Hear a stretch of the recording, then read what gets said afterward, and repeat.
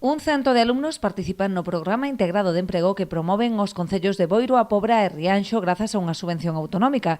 Os tres alcaldes desprazáronse ata o Centro de Formación de Espiñeira, onde se están a impartir as sesións formativas para coñecer o avance do programa iniciado no mes de outubro. Falar un pouco co alumnado e co profesorado e ver como vai indo a formación cos alumnos e as necesidades que teñen. A verdade é que estamos contentos como se está desarrollando estas accións formativas e unha aposta dos tres concellos pola formación e as necesidades que teñen as nosas empresas na comarca, non? Hai xa anos que os tres concellos decidiron emprender esta andaina conxunta para favorecer a empregabilidade da veciñanza, con itinerarios personalizados enfocados ás necesidades de contratación dos sectores produtivos da zona.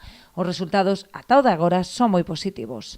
O programa de integrado de emprego do ano pasado pechouse con prácticamente o 70% de inserción laboral, non? O cual manifesta que, por un lado, que a estrategia que o programa seguiu foi acertada e que, ademais, a maneira de facelo conxuntamente tamén dá resultados positivos, non? Ademais do PIE, os tres concellos tamén colaboran no programa de garantía xuvenil, no que 15 mozos da comarca reciben formación en materia de montaxe de equipos informáticos e operacións auxiliares con tecnoloxías da información e comunicación.